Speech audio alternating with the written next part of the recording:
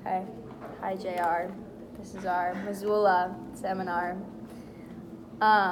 So my first question is just about like the system, like the justice system in the U.S. in general, and like the corruption that is evident in it. And you can see this a lot in the book, but like I'm just generally wondering like how, if anyone like here, if either of you guys have any good ideas to like change how people view rape in the US, and if there are any ways that like this corruption could be resolved. As far as the justice system goes, on one of the pages it said like there's no really like consequences for defense attorneys lying. So they are allowed to like lie and get away with it because because if the defendant is acquitted, you can't try them again if it turned out that the defense attorney was lying because of double jeopardy. Oh yeah. So there was a quote in here somewhere. Do you have anything while he's looking into that? I think that there should be more movements in the government to include people who have more experience with it, I think, because I think a lot of times, especially with the males, since there are so many males in our government system, that it's hard for the victims to feel like they are heard and that people understand what they're going through. And I feel like if there's more people who have experienced certain types of things, it's easier to relate and a lot easier to get people to punish the rapists. Yeah, and that's just like also with just like the rape culture in the US, like in general, like most victims like are afraid to go to the police because so many cases don't have a guilty verdict, and oftentimes they are like constantly just interrogated with terrible questions, and like there's no like obviously it's hard because there's no way to like prove that there was consent or there wasn't consent unless someone was there. But like defense people can easily make stuff up or like over exaggerate evidence that is there, or like easily make evidence not sufficient for the case. Mm-hmm. Yeah. Right. The prosecution doesn't have the same kind of power. No. And also just like obviously like in society like women are viewed differently than men too. So like in the book obviously a lot of the rapists were football players, and that also like made it harder because society put them on a pedestal that other people weren't on. And so with like social media and like other stuff, people were just constantly bashing the victims and saying that they're lying or whatever, so that automatically put more pressure on them. Yeah. Mm-hmm. What I found interesting is that Kirsten Pobst was like so like against pursuing any of the rape cases, even though she was a woman. Yeah. That was really interesting, because I would imagine that she would be more sympathetic to the women who were raped, but she just doesn't care. She didn't want to pursue any of the cases. And I think in one of the interviews, she was even like sympathetic towards the person who was being accused. Yeah, no, there were definitely, that was another question I had, was like women, there were, especially at the beginning, I feel like there were a lot of women who they showed at the police station who, there was one in particular, I don't remember her name, but she went from the victim and said, like, I will go in there, and if I can't have enough evidence, I will at least scare him and, like, make sure that he doesn't do something like this again. But then she went in there and, like, consoled him and made sure that, like, he knew that he wasn't in the wrong.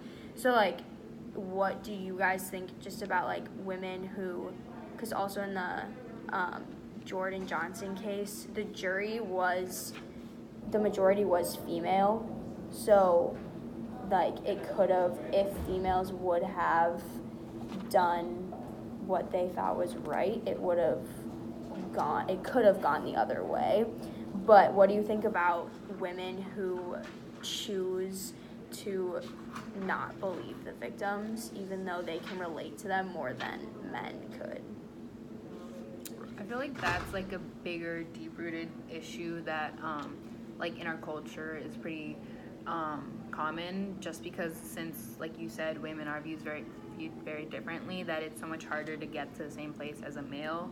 And so I think that a lot of times women, like the detectives and the women on the jury, probably felt like pressured to have to speak up against their, like, the victims, just to be kind of accepted almost by their male counterparts. And so I think if we start kind of valuing what women say and like their opinions on things as well, almost like as much as we value men's opinion, then they wouldn't feel so pressured to have to agree with like the rapists instead of the victims.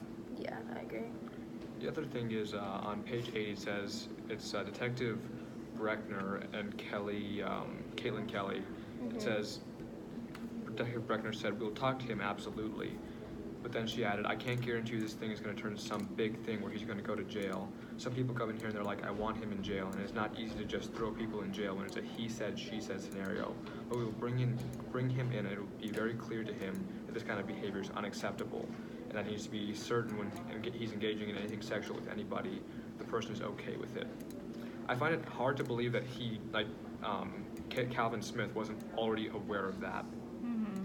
All of them, especially with the Jordan Johnson case, like, his testimony was extremely different from hers, and it's like just interesting how like they like just block out everything that's actually going on, and like your mind, like, you can lie to yourself and then lie to others, and you'll start believing that it's true, but it's so hard to prove what's happening because no one's there. And also what I found really interesting was on page like 279 and 280 when they had Dr. Lysak or Lysak. Yeah, when they had him testify, just like all of the misconceptions about rape, that like rapists have to be like have a weapon and like have to like be threatening, and they can't be like friendly faces, or that like rape cases are always like the victim's always lying. Like all of those misconceptions are things that the police and defense attorneys could use against the victim and could drop their cases for insufficient evidence just because of the misconceptions that so many people have. And that's also the rape culture, like not, there isn't enough like awareness and enough conversation about it in society, and it's looked as like obviously a terrible thing, but it's kind of something that people don't talk about, kind of like mental health in a way. And so then people don't learn and don't know about the misconceptions that there are that are just completely false. Right. Yeah. The other thing I found interesting is that the defense lawyers wanted to like try to say, oh, listen to your common sense, even though Dr. Lysak made it very clear that like their common sense is what caused these misconceptions in the first place. Yeah. And the defense attorneys were willing to just like dismiss that and say, oh no, there's no way that can be true. He's this person from Massachusetts who doesn't know what's going on because he's not from Missoula. And I don't think that and I think the jury was actually convinced by that argument, which is unfortunate because it doesn't make logical sense to make that argument. But the defense attorneys made it anyways, and they were successful, it seemed, in making that argument because the jury did return a not guilty verdict. And like you have to think of like Missoula, like the like part of the country that it's in, and how like there definitely is a very large crowd of people going by. But you have to think about how like people who live in like a very, I feel like they're very secluded from like kind of secluded from like the rest of the country, and like they're very in their own bubble in a sort of way, because like a lot of the people who grow up there go to University of Montana, and like a lot of people like are friends with everyone there like for life, or live there when they're older. And so like that tactic of bringing in that, oh, he's from Boston, he's rich, he's probably he's nothing like us, that is really like, that was a good argument, and I agree, definitely turns people on the jury. Adding on to that, I think it's really interesting how that kind of us versus them mentality that you mentioned kind of also just made things so much harder for the victims, just because of how small it is and how everyone knew each other. The rumors spread really quickly, and so people would start talking about the victims, and on page 186, I think, they were talking about how Keely Williams was surprised how quickly people found out. People started texting me things like, "What the fuck is wrong with you and Allison? Why is she lying about being raped?" And so I think that just shows how negative environment it could be for the victims, and how it kind of adds to the emotional trauma that they're going through, and it creates an unsafe environment. And so I feel that has to be something that changes while they're investigating things, or that the police could do a better job of doing that, just because it does bring so much damage to the victims.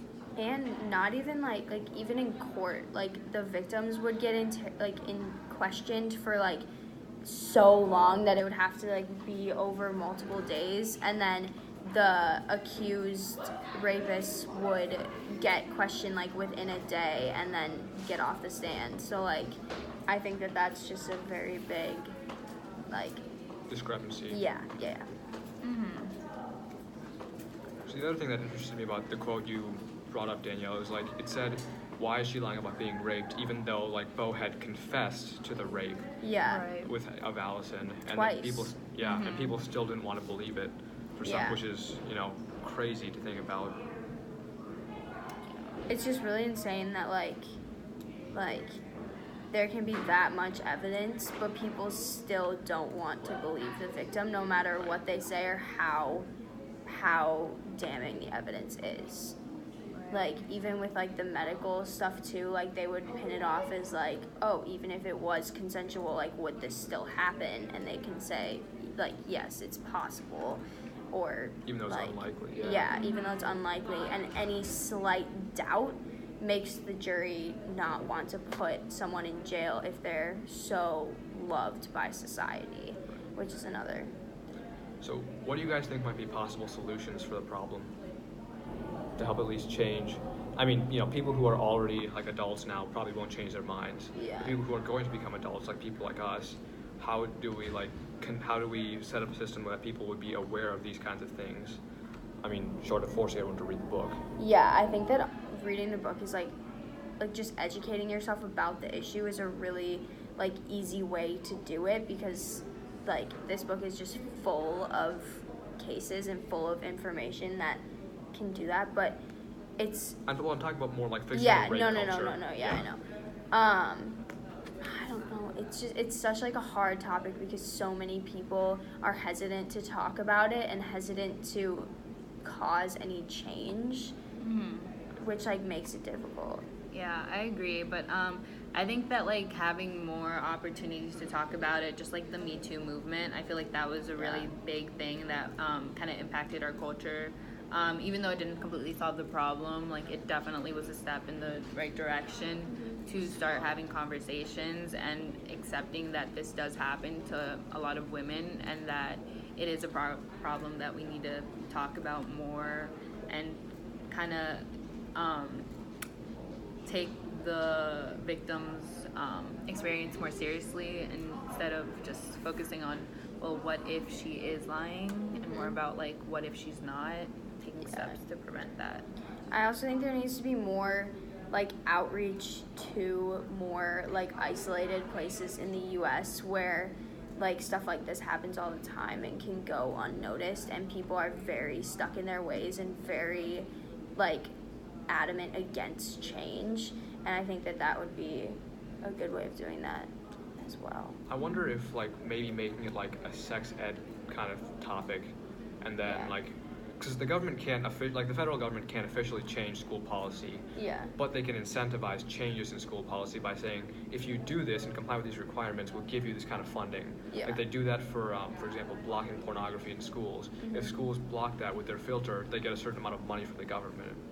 So I wonder if the government made a requirement saying, these are the kinds of things we need to address in a sex ed class, and if you do that, you get some more funding. if that would help change and help, I mean, both prevent rapists and, you know, help people respond correctly to victims. Yeah. But Yeah. That's good. I think there should be a more aggressive approach, I would say, instead of like passive over very like gradual over time change. And I think that it should be a bigger priority in our government. Yeah. Anything else? Anyone? No? no, I think that's all. This was a good book. Everyone should read it. Should be required. Okay, bye, JR.